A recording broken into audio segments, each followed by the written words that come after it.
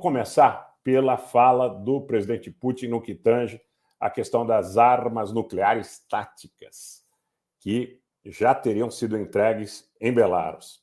As primeiras armas nucleares táticas, notícia da agência TASS, a agência russa estatal, a mídia estatal russa, então, que diz textualmente o seguinte, eu leio aqui para vocês a nota da agência TASS para que nós possamos comentar a posteriori. As primeiras armas nucleares táticas a serem armazenadas em Belarus chegaram, disse o presidente russo Vladimir Putin, no Fórum Econômico Internacional de São Petersburgo nesta sexta-feira.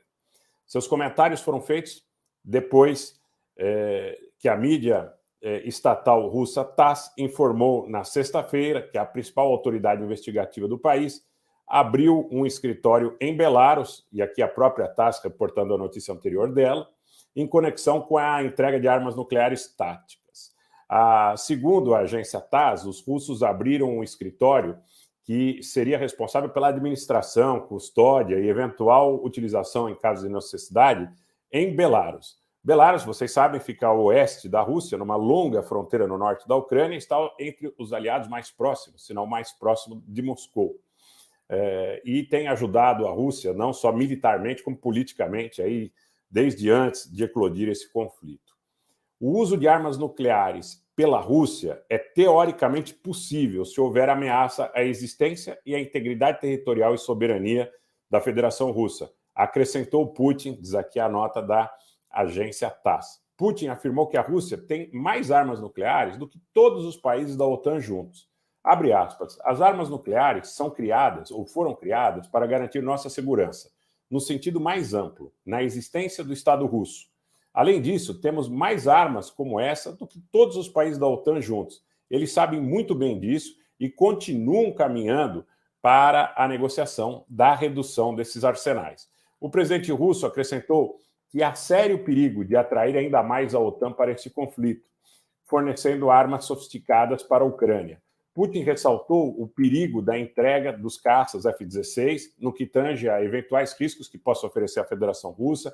Ressaltou também que os mísseis de longo alcance, que parecem cada vez mais numerosos no território ucraniano, são uma outra situação perigosa e problemática, e ele foi corroborado pela fala do Sergei Lavrov, que, inquirido durante a tarde de hoje, disse que os F-16, ao chegarem, eles gerarão uma manifestação ou uma resposta muito além da resposta diplomática ou muito além de uma resposta de caráter meramente formal, que gerarão uma resposta de cunho militar. Tá?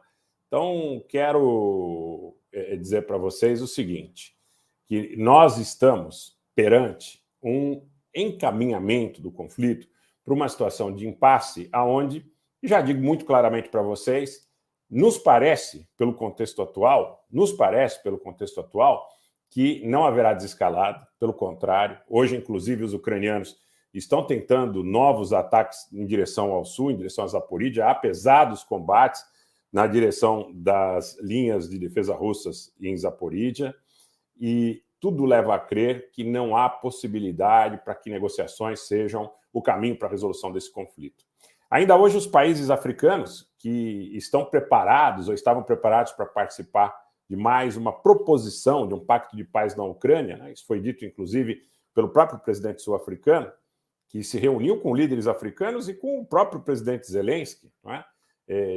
Propondo ali uma redução da escalada do conflito. Ele tentou delinear uma iniciativa de paz de 10 etapas. Isso, teoricamente, chancelado pela maioria dos países africanos que participaram desse evento. E o Zelensky disse o seguinte, não haverá negociação em nenhum modelo antes de que todas as tropas russas deixem nosso país, inclusive, Alexandre Abbas, mais uma vez, muito obrigado, inclusive a Península da Crimeia. Insiste o Zelensky que sem o abandono das tropas russas, não haverá negociação de paz. Ou seja, tudo sendo encaminhado para que esse conflito seja resolvido com base na força. Quem, nesse momento, terá força efetivamente para resolver nos seus termos esse conflito? É o que nós vamos assistir, muito provavelmente, nos próximos meses e nas próximas semanas.